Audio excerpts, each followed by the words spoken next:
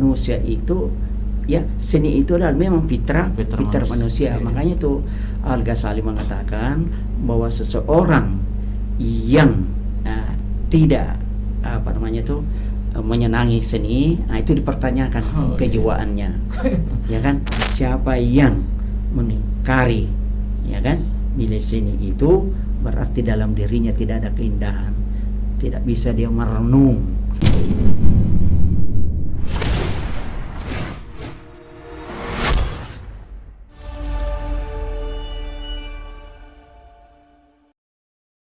Assalamualaikum warahmatullahi wabarakatuh. Alhamdulillahirrahmanirrahim. Wassalatu wassalamu ala asrafil anbiya'il mursalin wa ala alihi washabihi ajmain, amma ba'd. Alhamdulillah, pemirsa, pada sore hari ini kita kedatangan tamu. Beliau adalah Profesor Dr. Tajuddin Maknun.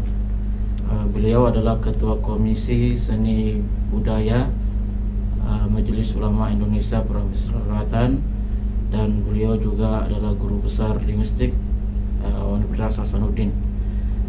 Insya Allah pada sore hari ini kita akan membahas sedikit kaitan antara Islam dan seni Kelong Makassar. Dalam hal ini beliau akan lebih menstressingkan kepada Kelong Tumpak Biring Makassar.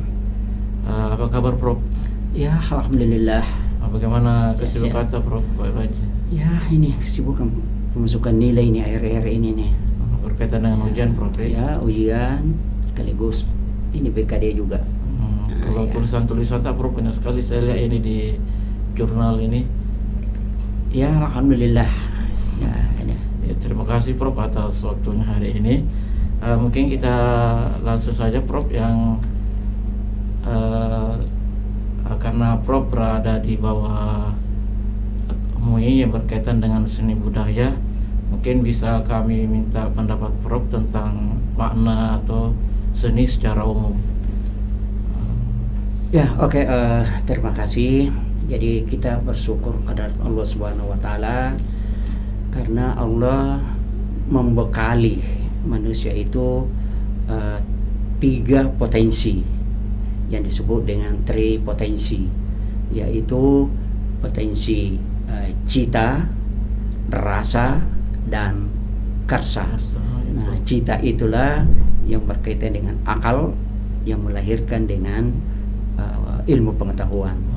Sedangkan potensi rasa, ya, inilah sebagai fitrah manusia untuk menghasilkan seni, karena manusia itu fitrahnya menyenangi keindahan, ya, dan seni itu adalah keindahan.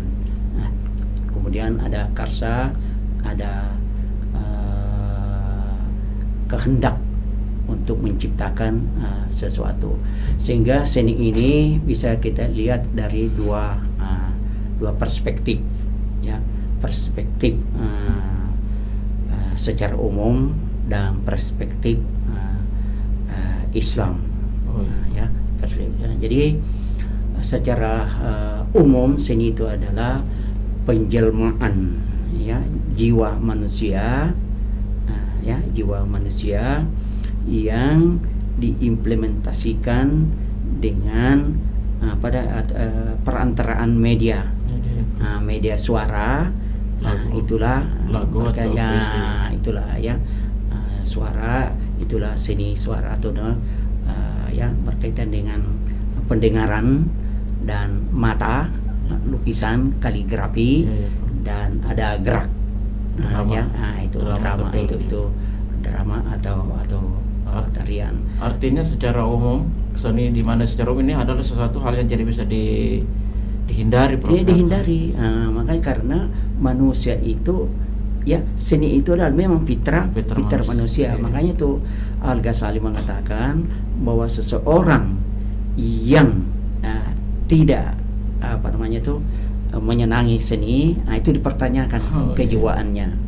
Ya kan, tidak bisa merenungi, tidak bisa menghayati, ya, keindahan baik dalam dirinya sendiri maupun dalam di alam sekitarnya. Lalu berkaitan dengan komisi kita, Prof, seni budaya ini diwewenangkan MUI. Kira-kira pandangan Prof sekelumit tentang hal ini, seni dikaitkan dengan Islam. Mungkin ada pendapat Prof tentang itu. Ya, jadi seni Islam itu bisa dilihat penjelmaannya atau representasinya dalam beragam seni. Ya, apakah seni sastra, ya, seni tulis kaligrafi, seni ukir, ya itu. Nah MUI, ya, terutama seni dan budaya, itulah bertugas atau berfungsi untuk membina, mengkaji, ya, nilai-nilai Islami yang ada di dalam seni-seni itu, terutama seni sastra, khususnya salah satu lokasi, ya, salah satu lokasi atau topografi, misalnya Tupak Biring. Nah, Tupak Biring itu masyarakat pesisir, ya, masyarakat pesisir. Dengan nilai seninya itu, dia akan melahirkan seni, ya, seni, apakah dia puisi atau kelong-kelong, ya, yang di dalamnya itu atau diungkapkan dengan diksi-diksi berkaitan dengan kelautan, ya, dengan laut, apakah ikan, apakah ombak, perahu, atau bui, atau apa. Saya kira mungkin ini yang berkaitan dengan tema kita sore ini, Prof, ya. Jadi seni yang dikaitkan dengan Kelong Makassar dalam hal ini Tupak Biring. Iya. Kira-kira Prof bisa menjelaskan lebih dalam atau lebih jauh tentang Kelong Makassar atau kalau Tupak Biring itu, kira-kira kaitannya dengan nilai-nilai Islam itu. Ya, jadi nilai-nilai Islami itu, ya, memang ada yang bersifat universal, ya, sesuai dengan yang ada di dalam Islam. Misalnya etos kerja. Nah, itu etos kerja, ada keteguhan, ada solidaritas, ada moral, kejujuran, kejujuran, ya, kejujuran. Nah, nilai-nilai inilah yang diekspresikan oleh masyarakat, terutama yang memiliki bakat rasa seni. Nah, itulah diungkapkan melalui diksi-diksi berkaitan dengan laut. Ya, dengan laut. Lalu disebut dengan kelong, Bro. Ya, itu disebut kelong itu. Nah, kelong dalam hal ini, terutama, ya, pengertian dalam kelong dalam bahasa Makassar, kelong itu bisa disamakan dengan puisi. Karena secara struktural, ya, kelong itu mempunyai struktur atau pola-pola tertentu, ya. Makanya disebut puisi. Apalagi ada diksinya, pilihan kata, ya, yang bermakna. Kemudian disebut dengan nyanyian kalau dilantungkan dan diiringi oleh alat musik, biasanya gambus itu, ya, gambus, ya, itu. Dan kata Tupak Biring itu bermakna pesisir, Prof. Pesisir, ya, ya, itu artinya orang. Pak Biring itu orang pantai. Ya, pesisir Tupak Biring. Jadi nanti insya Allah, ya, pada waktu-waktu yang akan datang bisa dikaji lagi, ya, ada pantai, ada dataran tinggi, ya, yaitu pertanian, kelong-kelong petani.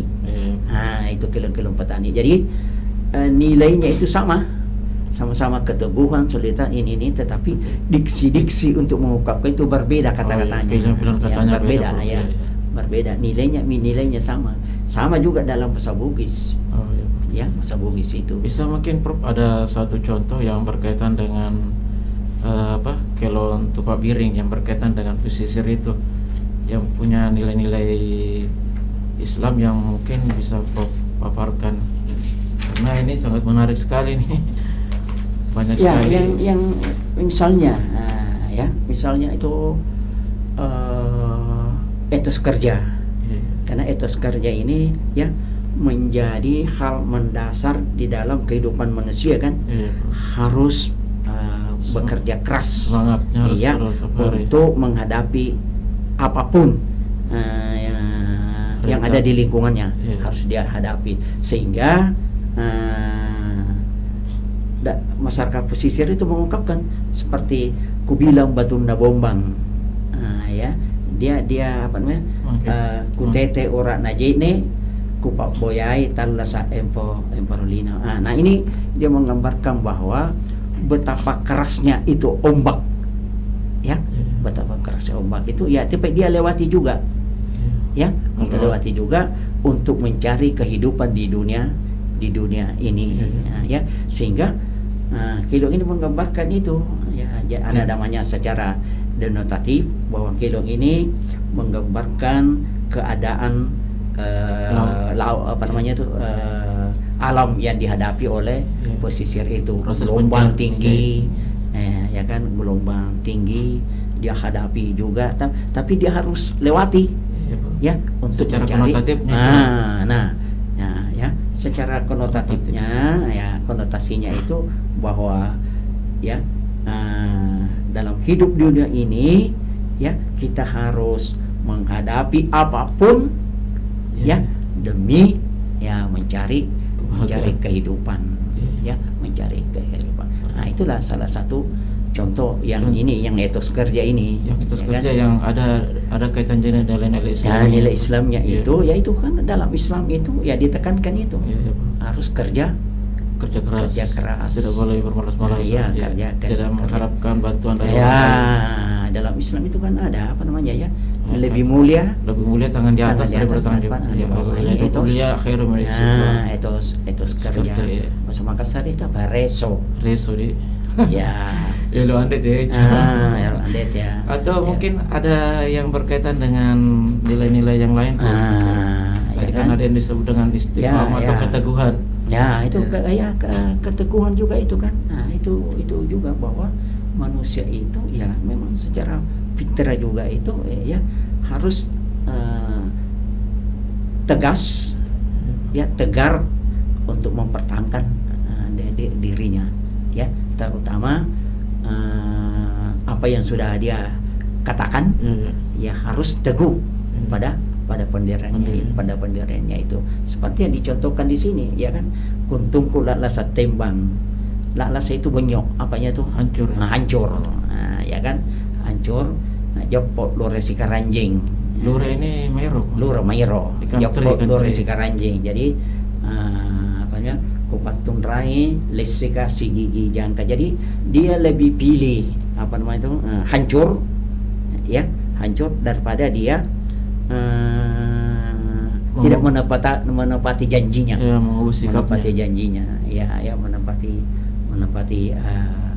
janjinya, pedoman hidupnya, ya, pada janji. Nah, dan istilah apa namanya, istiqamah, ya. Nah, istiqamah terutama dalam menjalankan nilai-nilai agama yang berkaitan dengan syariah itu.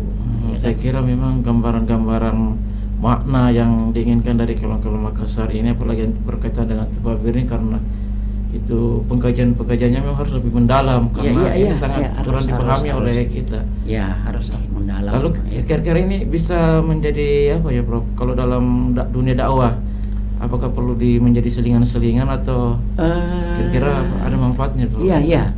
Jadi manfaatnya salah satunya itu adalah bahwa dalam apa namanya, berdakwah itu kan bisa banyak medianya, ya kan, dan salah satunya itu adalah media sastra itu, apatah lagi untuk menghidupkan suasana dalam berdakwah itu, ya, terutama dalam masyarakat budaya itu, ya, kalau kita sampaikan nilai-nilai kultural yang ada pada mereka itu, dia cepat itu, ya, dia cepat meresap dalam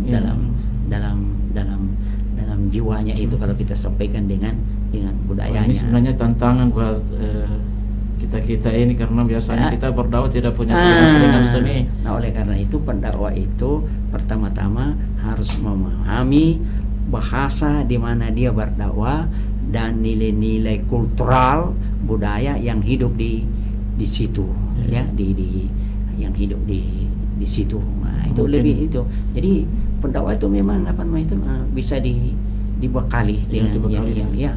Jadi mungkin harapan kita ini ke depan literasi atau pustaka yang seperti ini itu diungkap ke media, ke di jurnal, supaya mungkin kita ini ada tahu pada beginian seperti itulah saya kira komisi kita ini sudah pembinaannya ini bagaimana menggali local knowledge, ya kan, apa namanya itu pengetahuan lokal yang bernilai Islami itu harus harus diungkapkan, harus artinya diangkat ke permukaan lah istilahnya. Permukaan itu karena kalau kita tidak kaji, ya yang kita itu istilahnya hanya permukaannya kita lihat, ya kan.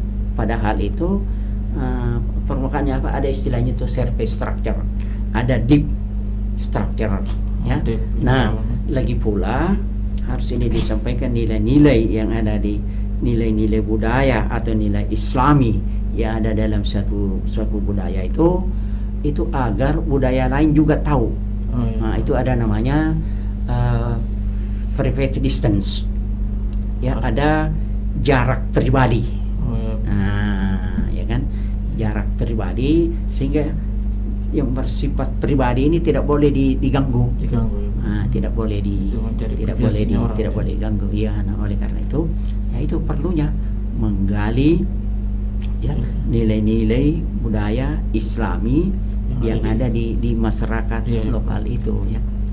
Saya kira sekali lagi inilah salah satu tugas atau fungsi komisi seni ini dalam pembinaan itu, bagaimana mengkaji nilai-nilai budaya yang Islami itu, ya, baru ya terutama dianukan ke apa namanya itu ke generasi muda. Jangan sampai dengan perkembangan teknologi ini, ya, generasi muda ini jangan sampai tercabut dari ya akar nilai budayanya.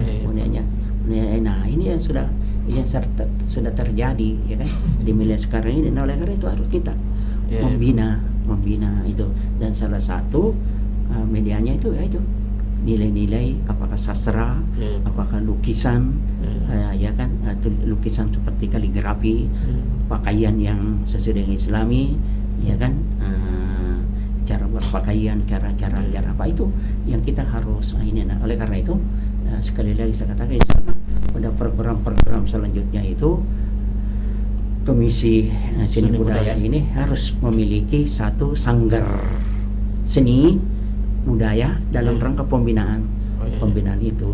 Dan alhamdulillah untuk 2023 ini ya saya sudah punya lokasinya, tempatnya. Tinggal kita itu bagaimana mengisi, yang memanfaatkan tempat itu. Ada 2 saya punya, ya, satu di dekat rumah, itu taman baca di situ.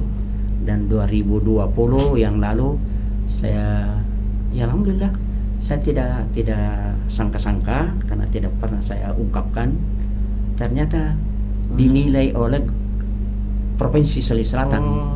Saya diberi piagam sebagai pegiat literasi dan perpustakaan lorong. Nah, sekarang itulah saya mau jadikan jadikan, sebenarnya sudah cikal bakalnya sudah ada, karena alat-alat apa namanya untuk kasidahnya itu sudah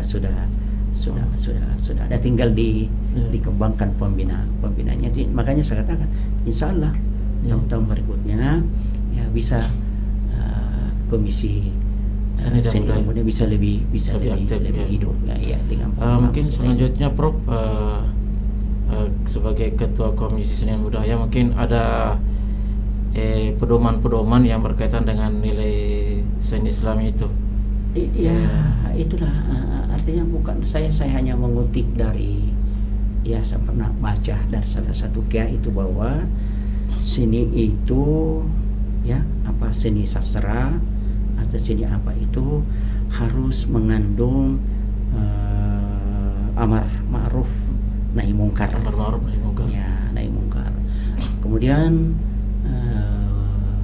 seni itu harus mengandung puji-pujian kepada Tuhan kepada Allah dan Rasul dan ciptaannya. Saya kira itulah yang terwujud dalam bentuk apa namanya itu bersanji, apa namanya itu burdah. Nah, itu kan tentang pujian-pujian kepada Nabi Muhammad Sallallahu Alaihi Wasallam. Yang kedua, ya yang lainnya itu harus mengandung edukasi, pendidikan itu seperti saya tadi itu, bahwa kita harus teguh, ya kan, harus ada keteguhan, ada kejujuran, ya harus ada solidaritas, ya ada etika, itu sudah etika, ya ada etika dan ada apa namanya, seni itu harus menggerakkan,